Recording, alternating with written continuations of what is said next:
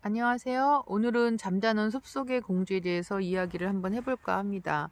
잠자는 숲속의 공주는 멋진 왕과 또 왕비 또 멋있는 성, 공주와 왕자의 어떤 아주 드라마틱한 사랑 이야기 이런 걸로 잘 알려져 있습니다. 그런데 저희가 아동학대와 관련돼서 아동 인권의 눈으로 이 그림책이나 동화책 이야기를 한번 살펴봤을 때 이 안에도 아동학대의 요소가 있음을 발견할 수가 있습니다.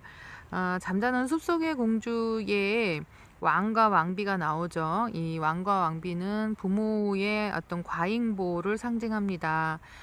이 이야기에서 보면 16살이 되면 물레바늘에 찔려서 죽을 것이라는 저주에 걸린 공주가 나오죠. 왕과 왕비는 그런 그 자신의 그 공주를 위해서 전국의 모든 물레를 없애고 그리고 이제 착한 요정들한테 공주를 맡기고 어떤 세상의 모든 위험 요소를 제거하게 하지요. 그러기 때문에 연애 한번 못 해본 공주는 16살 되기 전 어느 날 숲속에서 만난 왕자를 만나서 바로 사랑에 빠집니다. 그러다가 또 성 위에 꼭대기 방에 몰래 찔려서 그 저주가 실현되게 됩니다. 요 대목에서 조지 피터슨이라고 하는 굉장히 유명한 심리학자가 해석한 걸 따르면 공주는 성인이 되는 게 두려워서 깊은 잠을 선택했다는 거죠. 이 여기서 말하는 이제 깊은 잠은 미성숙한 그런 삶이라고 볼 수가 있는 거죠. 종아책을 읽을 때마다 아동 인권의 눈으로 보는 것도 만만치 않은데, 우리가 이제 이런 일들이 똑같이 현실에서도 일어났습니다.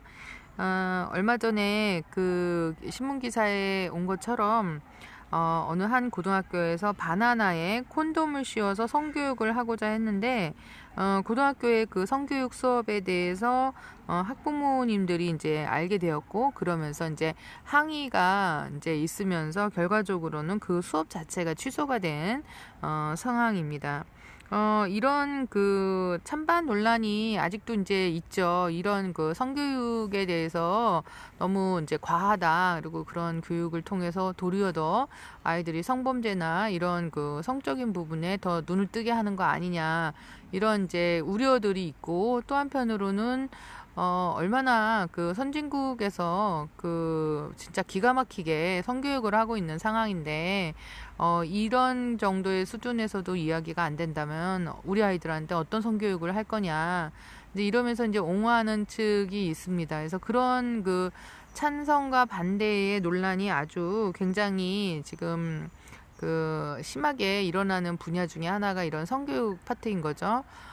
그런데 아동 인권의 눈으로 봤을 적에 저는 이제 학부모님들의 어떤 걱정, 우려, 또 어떤 조바심 이런 것들이 충분히 있지만 그럼에도 불구하고 우리가 아이들한테 왕과 왕비처럼 모든 전 세상에 있는 전 세계에 있는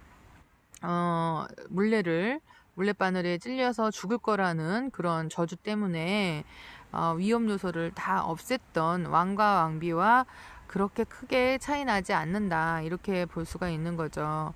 어차피 아이들의 세상에서 이 어떤 그 성적인 부분 또 아이들이 굉장히 또 사춘기에 이 시기에는 뭐 어느 때보다도 어떤 이성에 대한 관심이 있을 수밖에 없는 그런 시기이기 때문에 무조건 이 성교육에 대해서 너무 과하다, 노골적이다, 심하다 이런 비판을 하는 것보다는 조금 더 오픈된 마음으로 이 교육에 대해서 좀 진지하게 학부모님들이 좀 그 이야기를 나눴으면 하는 그런 생각이 듭니다.